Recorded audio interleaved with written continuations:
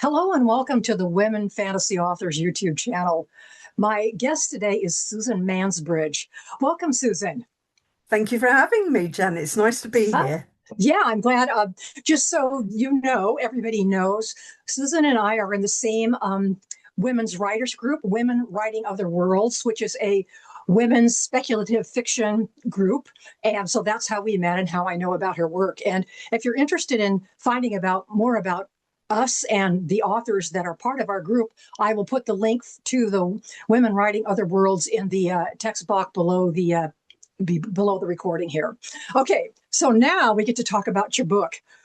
Before we start talking about your latest release, The Charred Blade, which is book one of the Saga of the Nine Realms, I'd like you to tell us a little bit about yourself.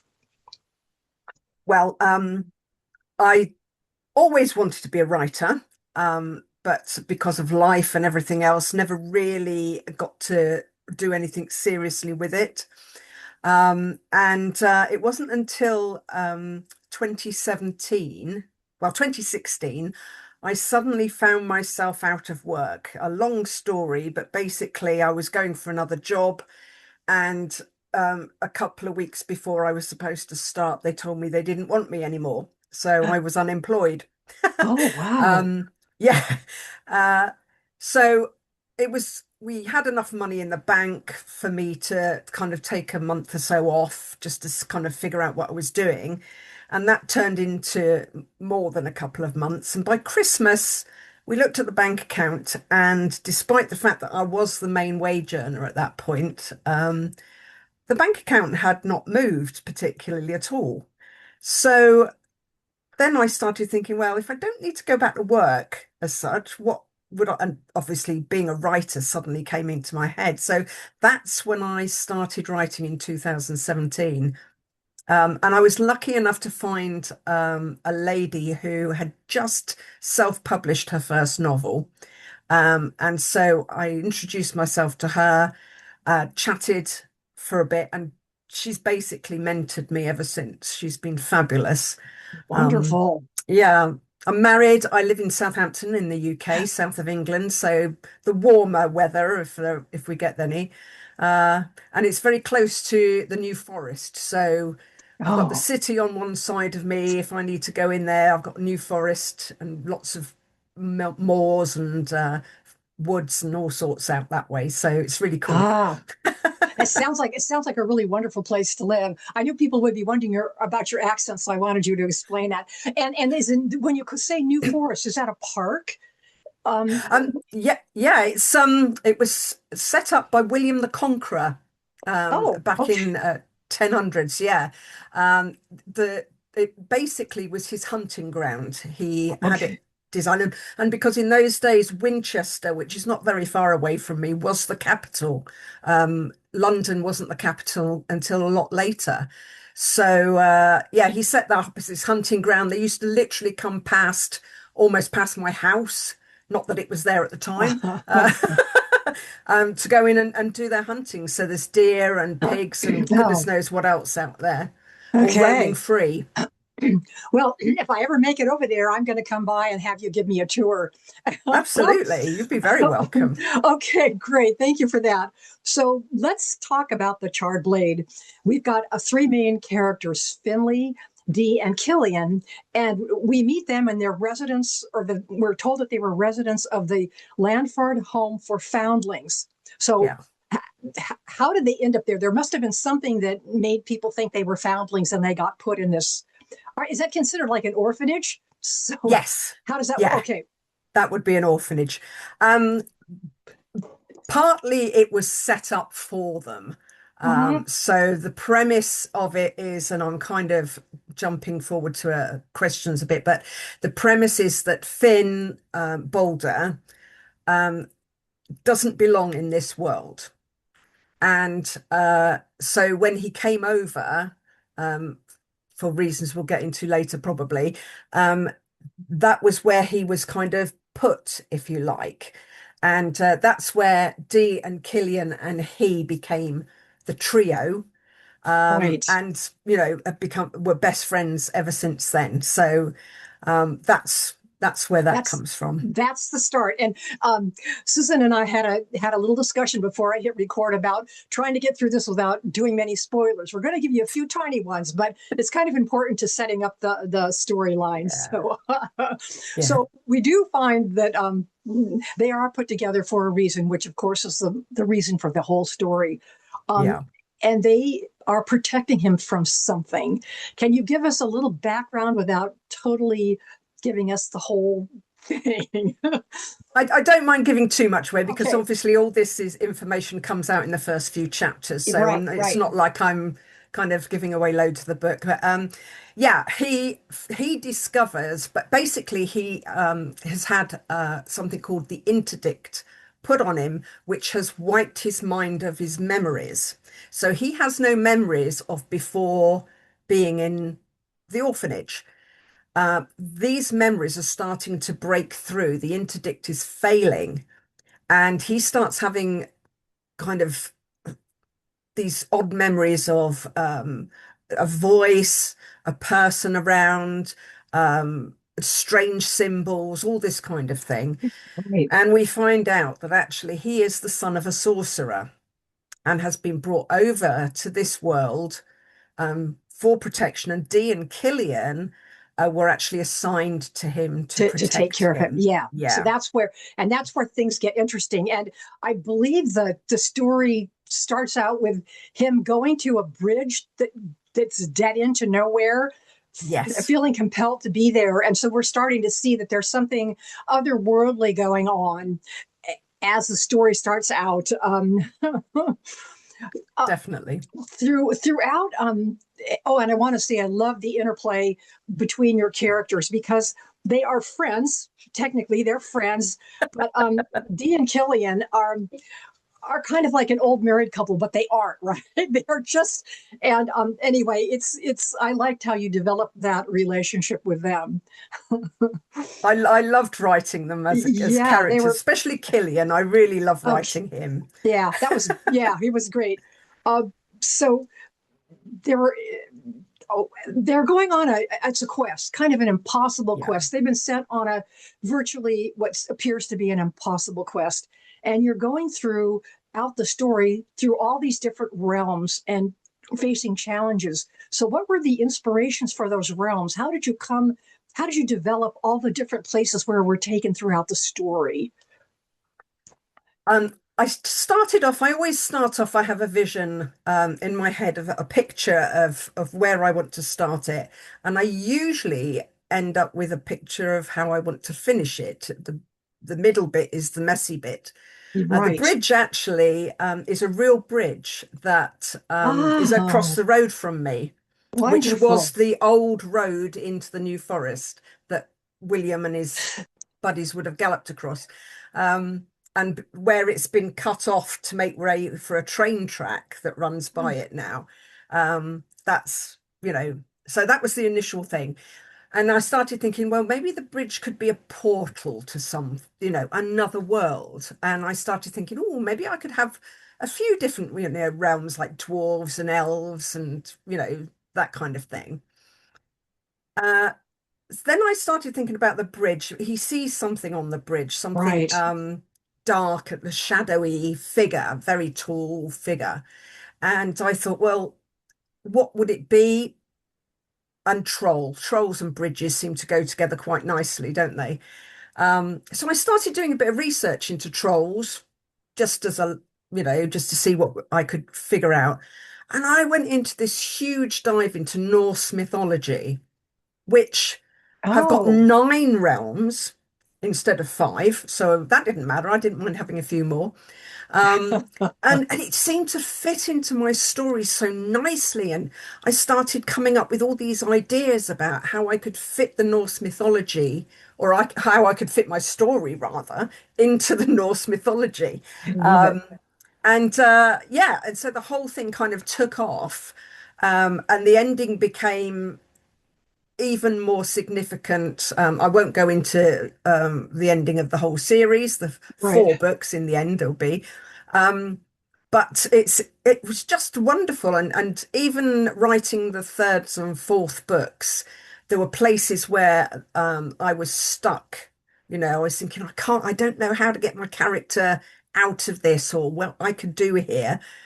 And then I'd kind of look in the mythology again, and there'd be a kind of get out of Something. jail free card. So it's been wonderful seeing how it's all dovetailed together. Oh, I can't wait to go through the rest of them and see where else we end up. Because the first book is full of really rich environments and rich places of magic. I was thinking about when you were talking about the bridge, and you've got the New Forest. You were living in a country where magical mythology abounds. So Yes. I wonder, when you're in walking in a place like the forest, are you feeling history? Are you feeling like the fairies are dancing around your feet? How do you feel when you're in those environments? It is, you can honestly think about it. In fact, in the second book, I won't go into very many details, but I needed a place um, which was in a kind of with trees and forest, a place where might be thin between two realms. Right. And of course, we have a lot of myths and legends about fairies and how people slip into the fairy world and how they come into our world and things like that. So there's a lot of things around there. And there was a place I found, it's called Mogshade Hill. And my husband actually knows it. He does a lot of running and he took me up there.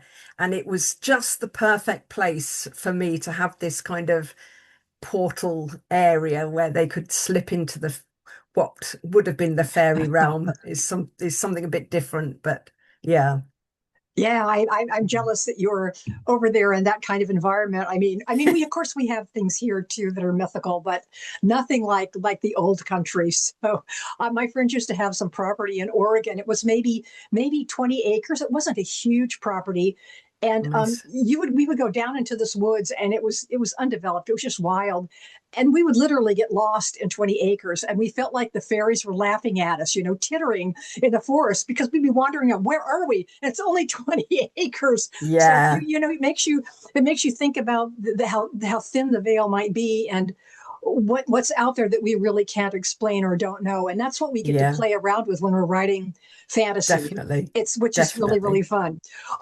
So let me ask you about, they are trying to retrieve an artifact. Is it the Yeah. artifact? Why is that particular artifact so important? When Finn ends up going back to where he was a child, um they discover that there is a letter basically left for him by the sorcerer, who is his His father. father. And the letter is not something, actually, it's not like a letter from a father to a son. It's more a set of instructions. And Okay. he basically demands that they find four artifacts, all of which are pretty much um, Okay. uh, impossible to To find in a find. way. So, he set them this incredible task. Finn isn't sure that he wants to kind of go on this kind of adventure, but he is persuaded that without him, the whole thing will fail, and the people he loves, Dee and Killian, would probably die. So His friends. that's yes. So that's why he ends up going on this quest. The first item is the charred blade. It also has other names, one of which is Realm Ripper.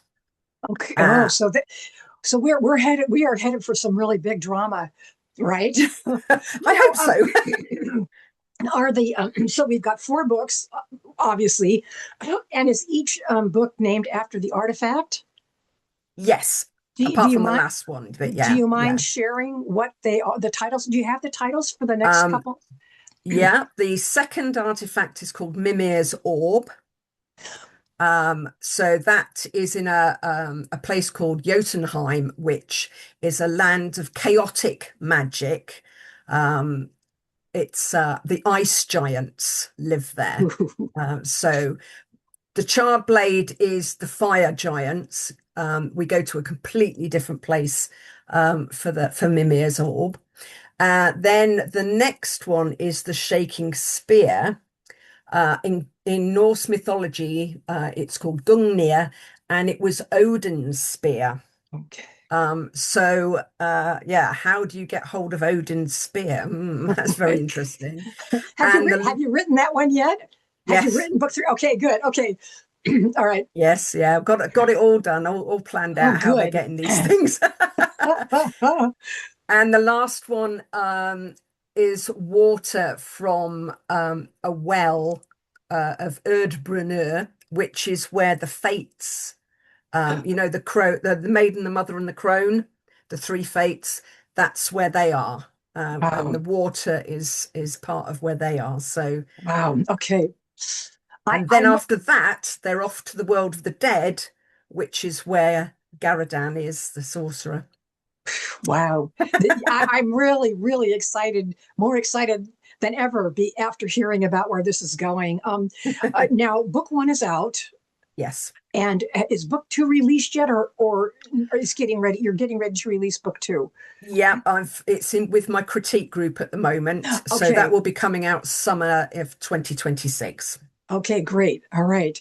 Well, Yeah. let me take a just a really quick pause here, and I want to share your information so people know the various places they can find you at your webpage.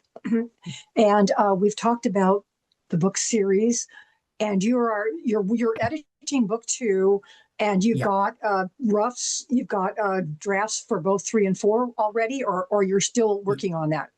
No Okay. drafts have been done for those two as well. Yeah. Okay, so can we expect maybe releases about every 6 months? Hopefully, she said. It'll be every year for those. Okay, okay. Um, I have my murder mystery. I've Ah, started doing some murder mysteries, so they will be coming out in the December. is that So what yeah. Yes. this grave concerns is? I love it. Does it have a hint of cozy in it? Oh, yes, it's a Oh, cozy murder it's a mystery cozy. with fantasy, a little Oh, fantasy twist. excellent, excellent. I love it. Okay.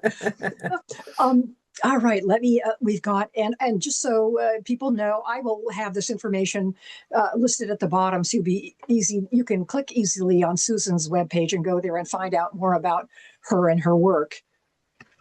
So great. Oh, this is great.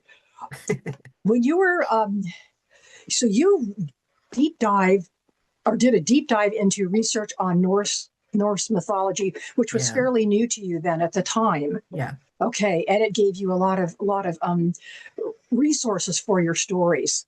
What was the most unusual thing that you think you came across as you were doing that research?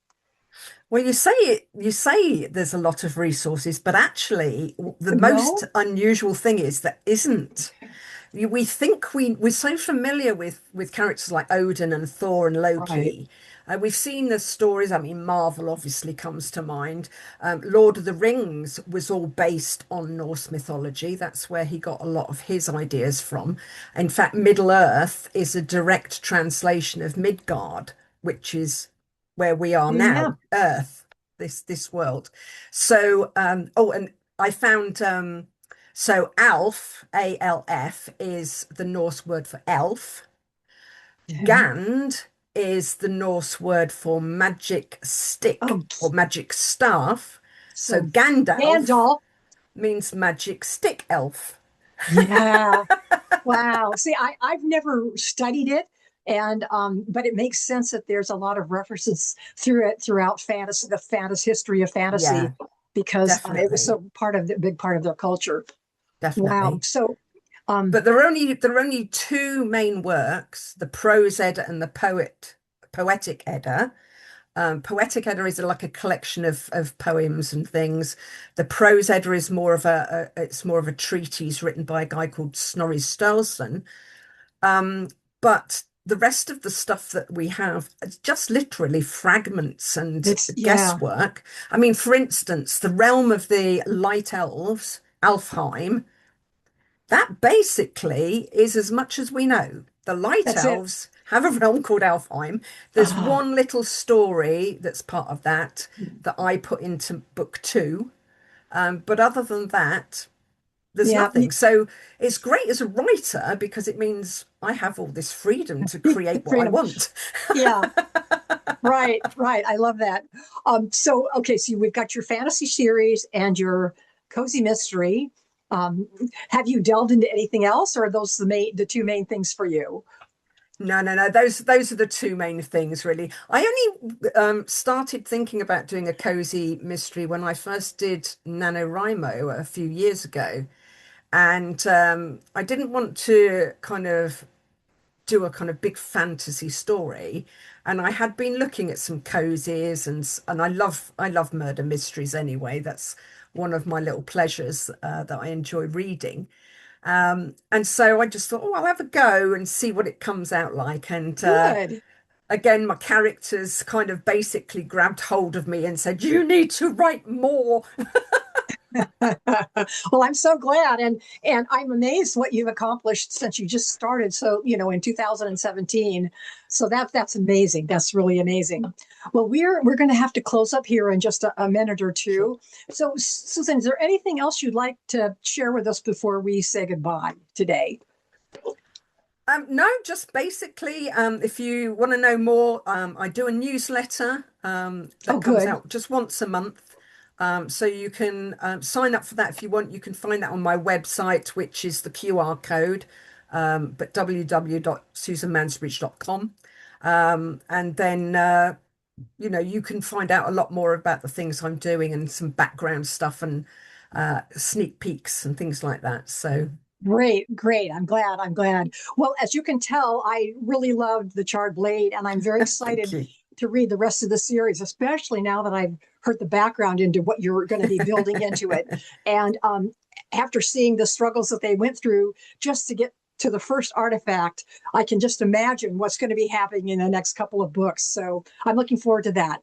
Um, Thank you. Thank you for joining us today. If you You're like what welcome. I'm doing here, please give the channel a follow and hit the like button.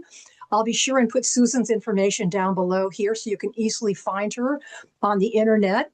And like Susan, it's been such a pleasure. I'm so glad we finally got to have a long chat about your writing. Thank you. It's been really lovely. All right, and we'll be in touch. Thank you, Janet. Take care. Okay.